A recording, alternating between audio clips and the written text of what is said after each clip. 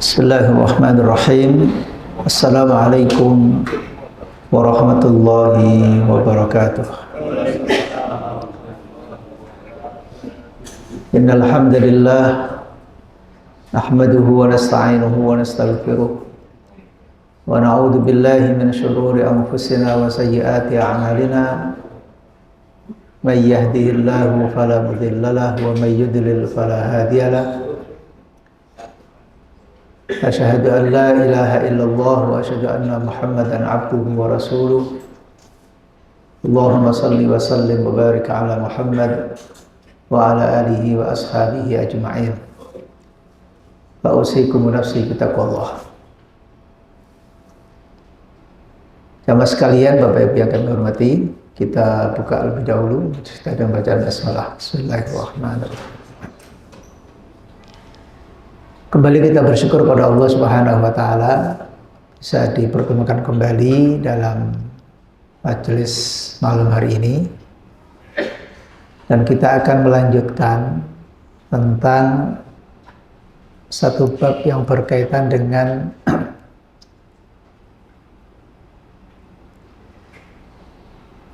ini sudah selesai kemarin ya. Dan kita masuk sebenarnya tentang bab zuhud ya. Karena sudah kita sampaikan di pertemuan sebelumnya tentang zuhud ini memang butuh sedikit perenungan ya. Nanti kita akan mencoba untuk menampilkan bagaimana pendapat ungkapan para ulama-ulama kita, dan setidaknya itu bisa menjadi cermin ya.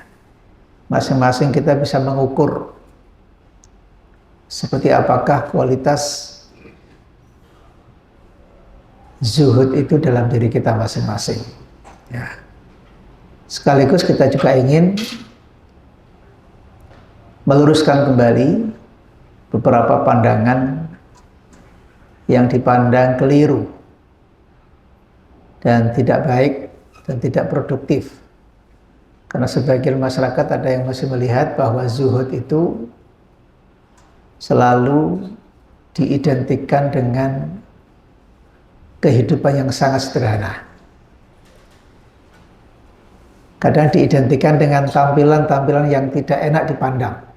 Nah, kadang diidentikan dengan wajah-wajah yang memprihatinkan gitu. Kemudian menyendiri jauh dari orang lain. Hal-hal semacam ini tentu kita merujuk kepada pemahaman para ulama mendasarkan pada hadis-hadis Nabi Shallallahu Alaihi Wasallam. Nanti kita bisa mencari kira-kira pola dan bentuk yang bisa kita maknai zuhud itu dalam konteks kekinian. Dan sebelum ke sana, Bapak sekalian, kita ingin menegaskan bahwa zuhud itu masalah hati, ya, bukan masalah fisik. Dia masalah hati, masalah sikap, masalah karakter, ekspresi dari keimanan dan keyakinan kita kepada Allah Subhanahu wa taala tentang makna zuhud itu.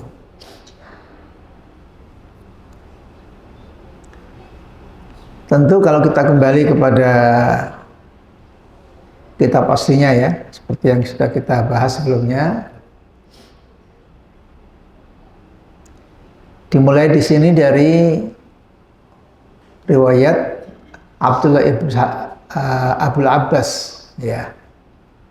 Oke, kita tampilkan yang bahasa Indonesianya. Kemarin sudah saya share ke panitia ya, untuk di-share ke jamaah sebagai renungan materi kita. Ini sudah kita sampaikan di pekan yang lalu.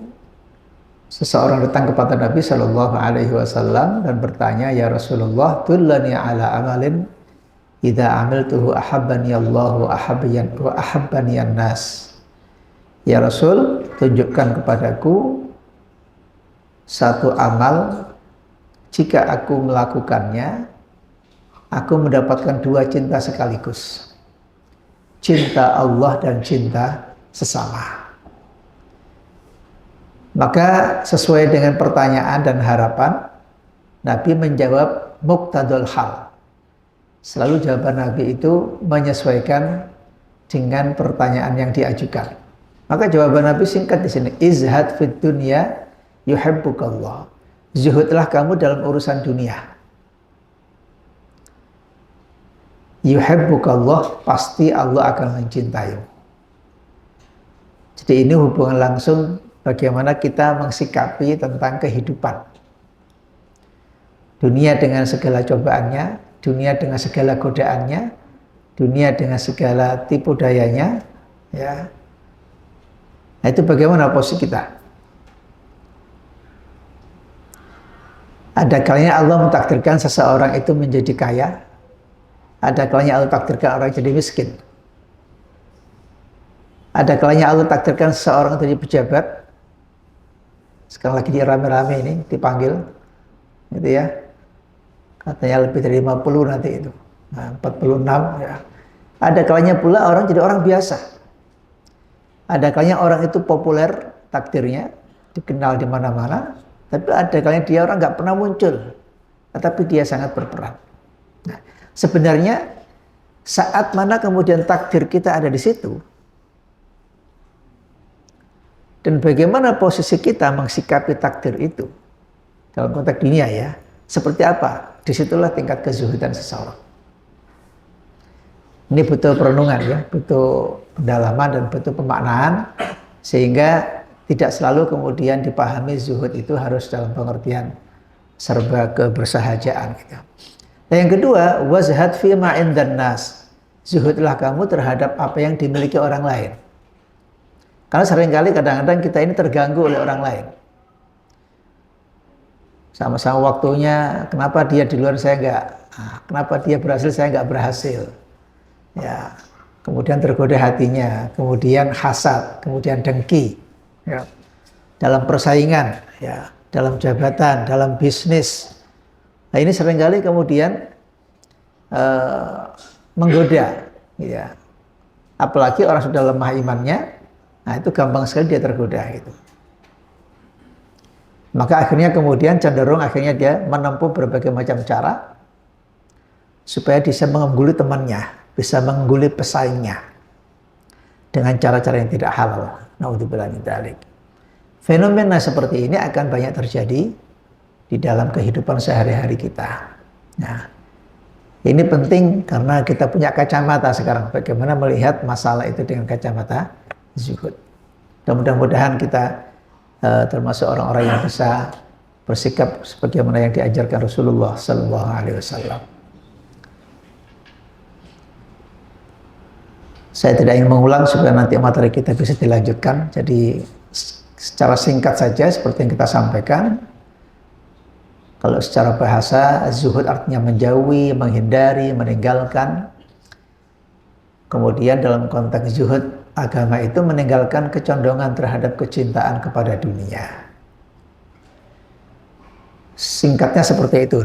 Tapi nanti pemaknaannya dan redaksi pemahaman para ulama kita akan sampaikan berbeda-beda. Karena konteksnya juga berbeda-beda.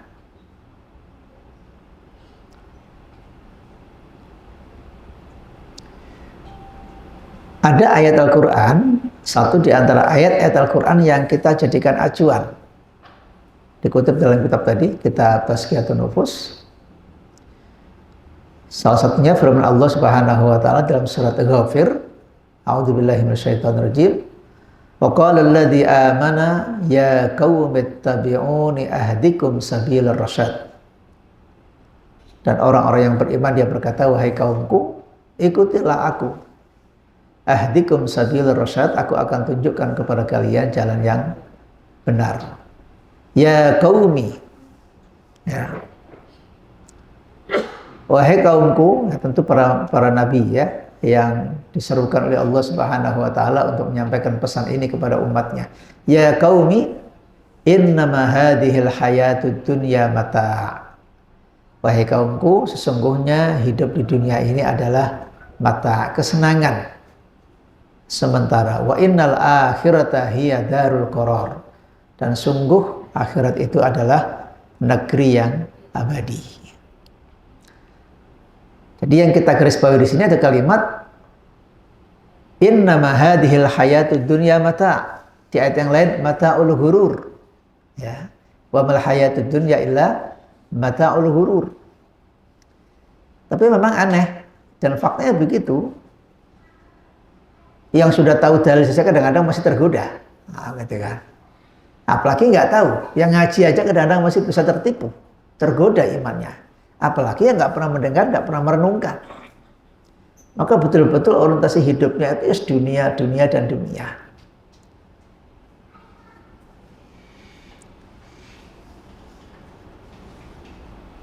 Kita juga tidak ingin setelah memahami makna zuhud itu kemudian etos kerja kita jadi lemah. Itu juga jangan disalahartikan nanti. Setelah paham dunia itu betapa rendahnya pandangan Allah terhadap dunia, lantas kemudian di dunia ini etos kerja kita jadi tidak produktif. Bukan itu maksudnya. Buat orang mukmin bekerja dengan sungguh-sungguh itu perintah. Bagi seorang mukmin, dunia itu wasilah, bukan tujuan. Itu yang penting di hati dan pikiran kita. Dunia itu wasilah, hanya sasar. Gampangnya ke bahasa sebagian orang mengatakan apa? Sasaran antara, bukan tujuan akhir. Ibaratnya kalau kita mau nyebrang ya harus melalui jembatan.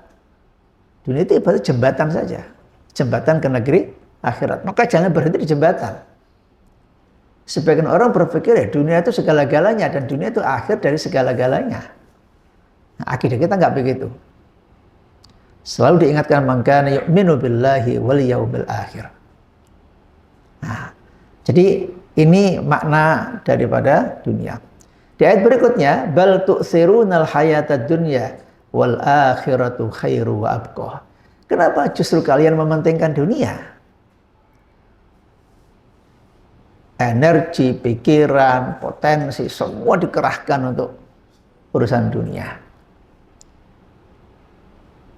Ya karena pemahamannya begitu, itu bahaya di situ. Sementara kita nggak begitu, kita diajarkan dunia itu hanya wasilah. 10 dari sahabat-sahabat Nabi yang ahli surga, al-mubasysyiruna bil jannah. Sahabat-sahabat lagi yang mendapatkan informasi dari Nabi Shallallahu Alaihi Wasallam, jaminan masuk surga itu 9-nya adalah orang-orang yang secara materi kaya. Hanya Sayyidina Ali bin Abi Thalib saja yang masuk kategori miskin. Jadi bukan soal kaya miskin, tapi soal bagaimana kita bisa mensikapi saat mana kita miskin maupun saat mana kita kaya. Nah, disitulah bukan zuhud nantinya. Berikutnya hadis sahih, hadis Muslim, Nabi menjelaskan posisi dunia dalam panjangan zuhud itu. Wallahi demi Allah, mad dunya fil akhirati isla illa mislu ma yaj'alu ahadukum isba'ahu hadhihi wa asyara ihya bis sababah fil yamni falyanzur bima yarji. Demi Allah kata Nabi, tidaklah dunia dibandingkan akhirat. Jadi kalau ada skala pembanding begitu ya, ini dunia, ini akhirat. Tidaklah dunia dibandingkan dengan akhirat, melainkan seperti jari salah seorang dari kalian yang dicelupkan ke laut begitu. Fil yamni, di lautan. Falyanzur bima yarji, maka hendaknya Anda perhatikan. Setelah telunjuk jari Anda masukkan ke air lautan, diangkat lagi. Adakah sisa yang terlihat itu? Jadi dalam pandangan agama, sekecil itulah, serendah itulah sebenarnya dunia itu dalam pandangan Allah Subhanahu wa taala.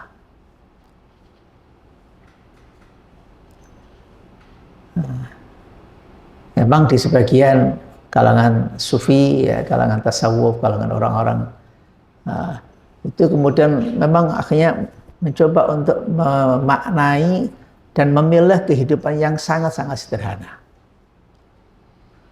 Imam An-Nawawi sendiri, umpamanya, yang sering kita kaji kitabnya, Kitab Riyadhus Shalihin, ya, meninggal usia 40 tahun dan belum menikah, ya.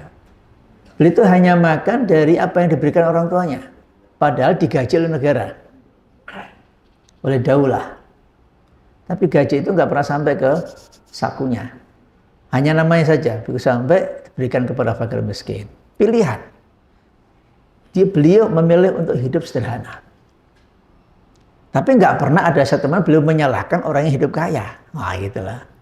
Ya, ini penting dipahami. Jadi, karena kalau menyalahkan, nah itu berbahaya. Faktanya sahabat-sahabat Nabi juga ada orang-orang yang sukses secara materi, tetapi mereka tetap adalah orang-orang yang zuhud. Nah, ini harus dipahami. Hadis berikutnya, laukanat dunya ta'dilu 'indallahi janaha ba'udatin ma saqa kafiran minha syurbata ma'. Seandainya harga dunia itu di sisi Allah Subhanahu wa taala, ya, sebanding dengan sayap nyamuk. Jadi nyamuk punya sayap tipis sekali gitu. Ma saqa kafir, maka Allah tidak akan memberi orang kafir minha syurbata ma'in, walaupun hanya seteguk air. Dua hadis ini sekali lagi menjelaskan tafsir dari tadi itu. Wa mal hayatud dunya illa mata'. Ya. Sekarang kita mencoba untuk merenungkan beberapa ungkapan para ulama-ulama yang kita terjemahkan dalam bahasa kita di sini. Abu Dzar Al-Ghifari yang dikenal di antara sahabat-sahabat Nabi Shallallahu Alaihi Wasallam yang zuhud dan termasuk min ahli suffah, ya, di antara sahabat-sahabat Nabi yang memang miskin, ya. Az-zahadatu fid dunya laysat bitahrimil halal wala idha'atil mal. Walakin az-zuhadata fid dunya alla takuna bima fi yadayka awsaqa mimma fi yadillah wa an takuna fi thawabil musibati idza anta usibta biha arghabu fiha law anha ubqiyat laka. Nah, jadi monggo ini direnungkan, harus direnungkan ini. Karena masing-masing kita itu kondisi kita bisa berbeda-beda. Nah, tapi hati kita harapannya seperti ini, sama. Ya. Zuhud terhadap dunia bukan berarti mengharamkan yang halal, pasti itu ya. Dan bukan pula menyia-nyiakan harta. Nah, berarti ini bagi yang punya, ya, tidak menyia-nyiakan harta. Akan tetapi zuhud terhadap dunia adalah engkau begitu yakin terhadap apa yang ada di sisi Allah Subhanahu wa taala dari apa yang ada di tanganmu. Maksudnya apa? Kita lebih yakin kepada Allah Subhanahu wa taala dari apa yang kita miliki. Kita diingatkan yang kita miliki kan hanya sekedar titipan, pemberian. Kapanpun Allah mencabut, ya cabut. Ya kan? Kapanpun Allah kemudian diberikan, ya diberikan. Allahumma la mani'a lima a'taita wa la mu'tiya lima mana'ta. Kan begitu doa kita di antara zikir-zikir pagi sore itu. Allahumma la mani'a lima a'taita. Ya Allah, kalau sudah nggak ada orang yang akan bisa memberikan sesuatu kalau engkau nggak menghendaki, dan tidak ada pula orang yang bisa menghalangi sesuatu kalau engkau menghendaki. Nah, sudah itu milik Allah gitu. Ini akidah ya, akidah dan suasana hati seperti itu. Sehingga kalau kemudian kalaupun kita dapat, jangan terlalu bahagia atau bangga. Dan kalau hilang jangan terlalu sedih gitu loh. Kan begitu ayatnya itu.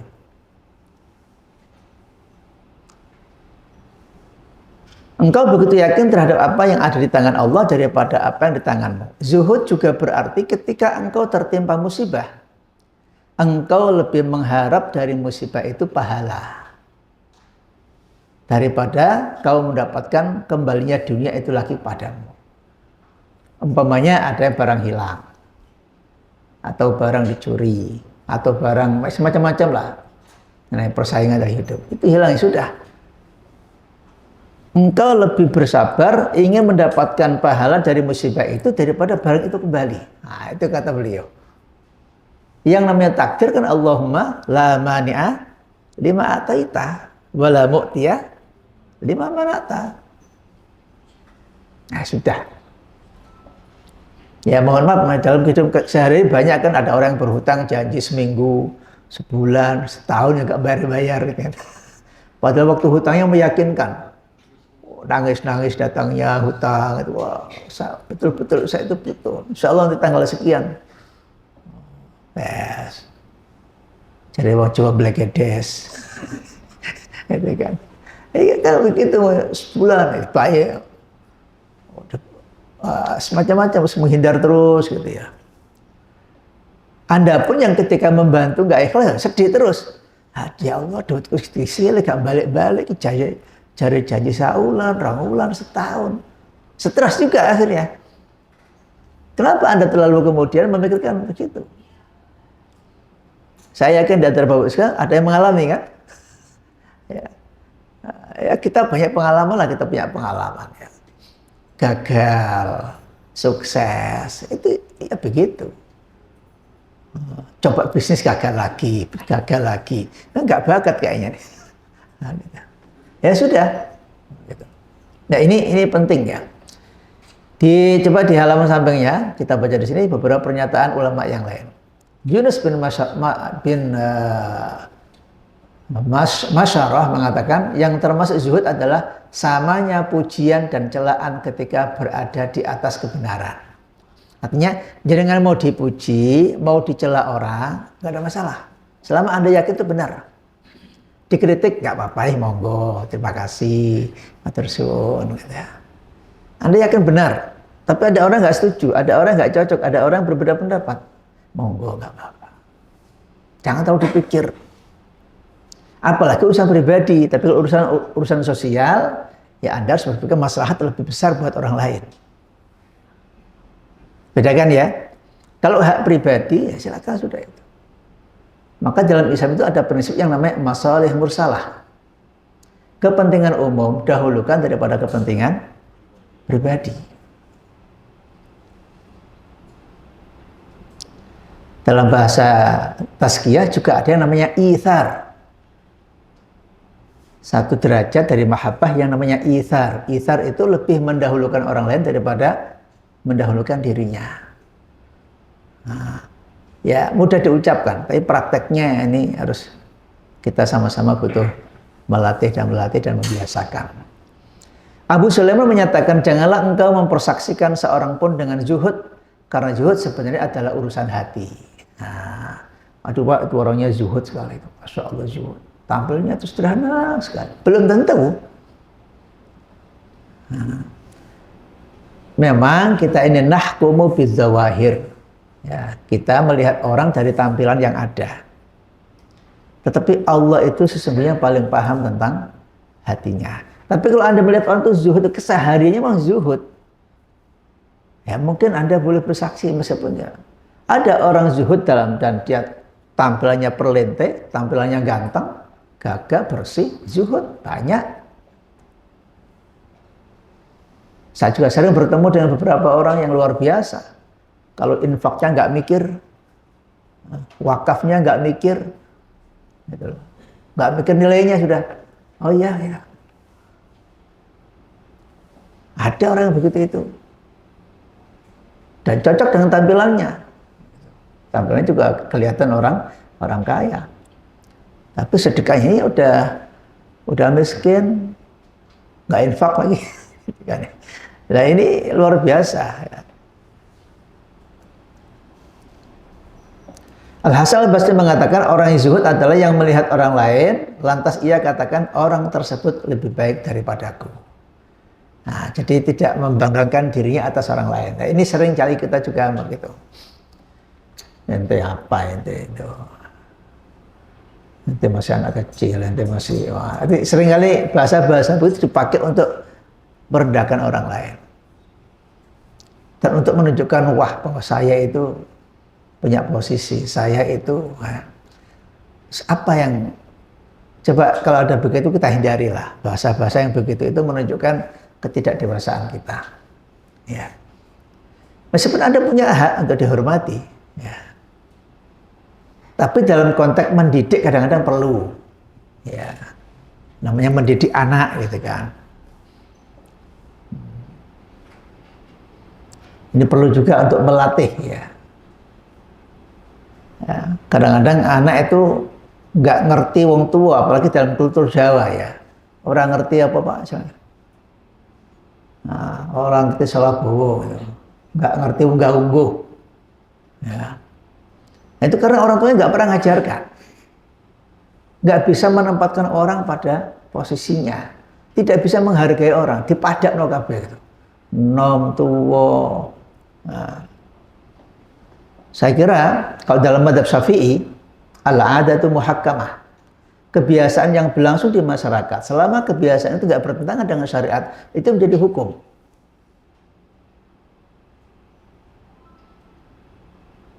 Kebiasaan kita di sini umpamanya pecian kan, sarungan, pecian gitu. Di pesantren-pesantren coba itu. Biasa sarungan, nanti kalau sholatnya celana malah jarang kadang-kadang. Gak pas, imamnya celonuan gitu ya. Di pesantren Pak ya, mungkin ini biasa. Pada pesantren-pesantren itu ya bawaannya ya begitu sudah. Menjadi kultur dan tradisi. Tapi itu gak bertentangan dengan syariat. Ikut dalam metodologi istinbatul ahkam di madzhab Syafi'i itu boleh ada bab istihsan, ada pula yang namanya al-'adatu muhakkamah. Coba jenengan, kita ini tahu secara fikih andaikan imamnya tadi pakai kaos, sah nggak sholatnya? Sah, tapi pantas nggak? Nah itu kira-kira begitu. Wes gak kopian, kaosan tok ono gambare Michael Jackson. Tapi hafid Quran. Coba, sama gak hafal Quran, sama hafalan keliru macane. Tapi imamnya hafid. Tapi cuma gawe cono jin terus lubangnya di bawah. Nah, di sana dengkul maksudnya. Secara fikih sah. Tapi secara norma itu nggak bisa menghargai dirinya. Gini apa nggih? Nah, gitu. Nah itu yang dimasukkan dengan dalam konteks ilmu tazkiyah itu sopan santun dan sebagainya. Nah, jadi di sini sikap tawadhu melihat orang lain itu tidak dengan kacamata merendahkan, itu zuhud. Jadi Anda gampang menghargai orang lain itu zuhud. Nah itu kata Imam Hasan Al-Basri. Ada lagi Fudail bin Iyad mengatakan hakikat zuhud adalah ridho kepada Allah Subhanahu Wa Taala. Ia pun berkata sifat qanaah itu zuhud. Nah, jadi qanaah itu juga. Jadi banyak dimensi dari menerjemahkan makna zuhud dalam kehidupan kita. Monggo. Saya kuat di mana, kuatkan di situ. Saya kurang di situ, belajarlah untuk menguatkan. Ya. Kadang-kadang kan kita kuat di sini, tapi lemah di sini, gitu kan? Gak apa-apa. Yang kuat pertahankan, tingkatkan. Yang lemah kita belajar untuk memperbaiki diri. Sampai di sini dulu, ada pertanyaan? Nanti waktunya keburu Isya. Oke, monggo. Satu sederhana, bila kita bisa melangkahi dengan godaan-godaan dunia penuh dengan maksiatan dan sebagainya. Ulangi Pak, gimana? Contoh sederhana dan bagaimana kita cara untuk bisa melakukan solusi kita.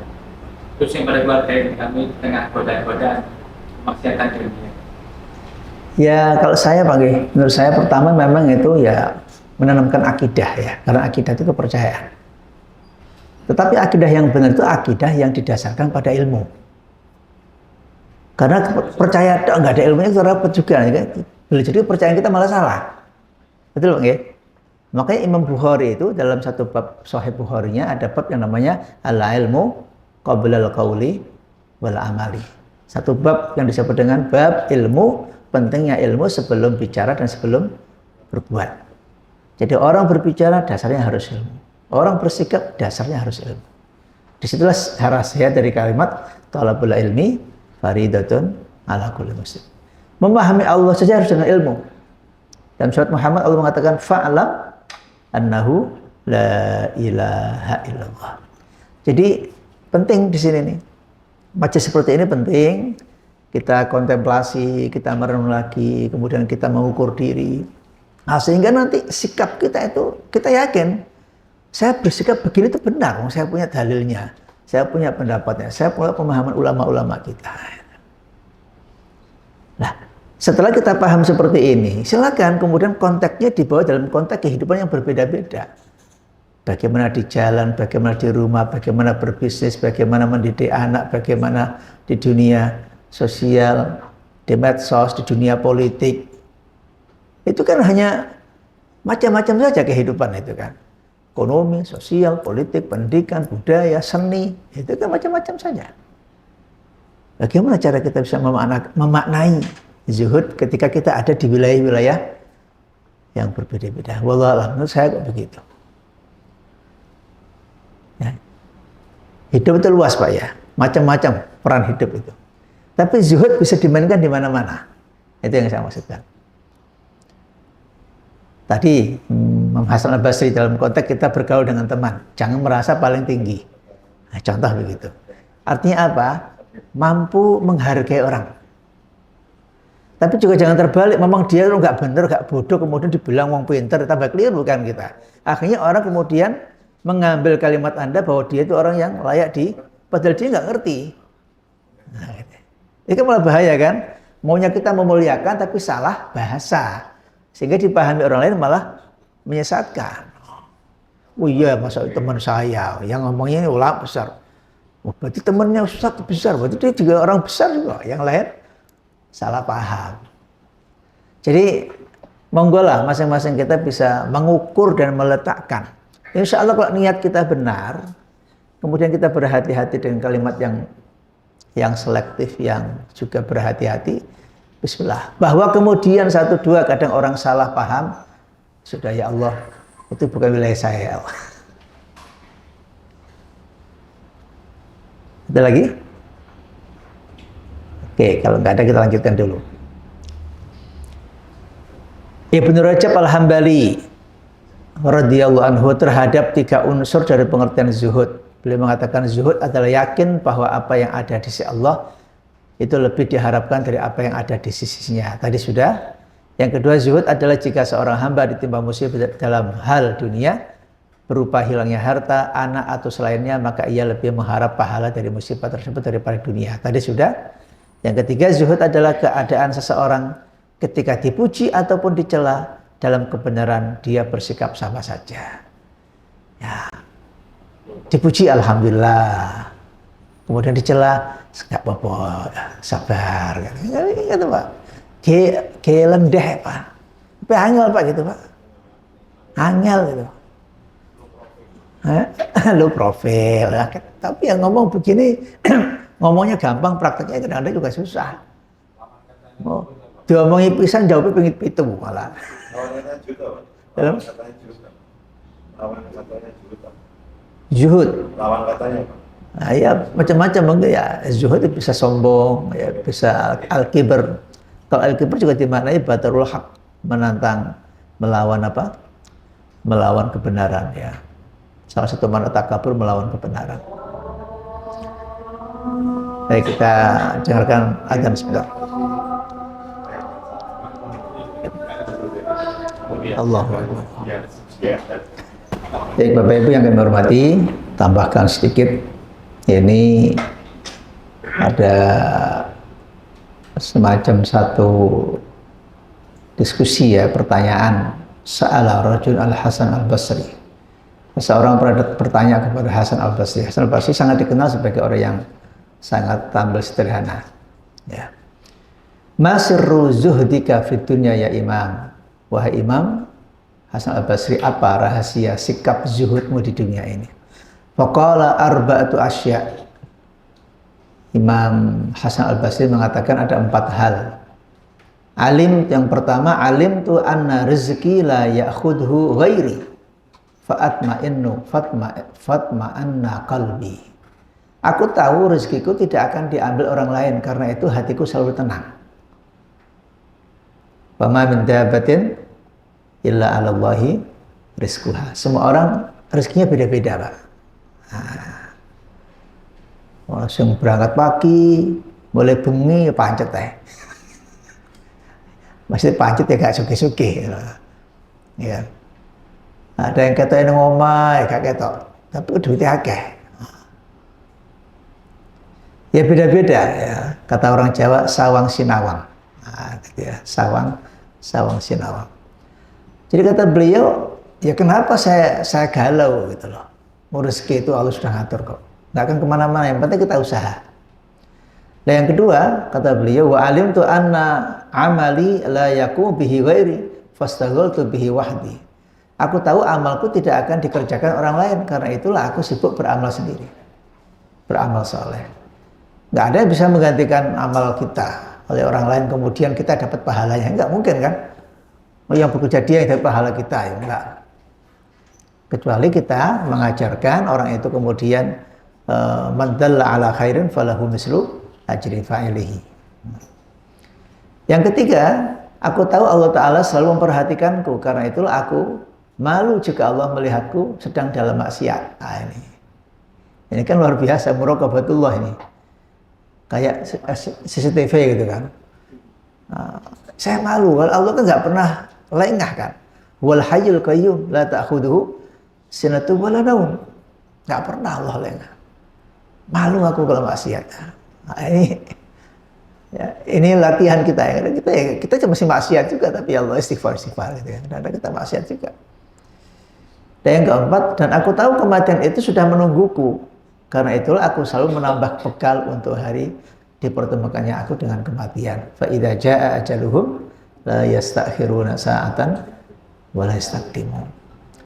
Jadi kira-kira suasana hati seperti inilah Bapak sekalian, melatih diri kita untuk zuhud. Rezeki takdirnya sudah ada, nggak akan lari dia. Ya kan? Hilangnya juga gampang kok. Numpuk, tiba-tiba sakit. Sakitnya harga obatnya, biaya perawatnya mahal. Banyak juga. Malah nggak cukup buat perawatnya. Ya, buat Allah, nggak ada yang sulit buat Allah menguji orang dengan begitu itu. Ya kan? Terus kaya nggak infak-infak. Begitu kemudian kena sakit, biaya lebih mahal daripada simpanannya. Habis kesempatan, dia nggak infak dulu ketika dia masih kaya. Naudzubillah min dzalik. Yang kedua tentang amal. Ya, ini kesempatan hidup sementara. Yang ketiga tentang Allah sangat perhatikan kita, muraqabatullah. Kadang-kadang kata Nabi itu, orang itu kalau sendirian itu lebih berat. Sendirian, di depannya ada peluang, nggak ada orang lain, itu berat itu. Karena apa? Allah nggak kelihatan. Itu kan nggak ada orang. Tapi kalau masih ada temannya, masih tetap malu. Khawatir yang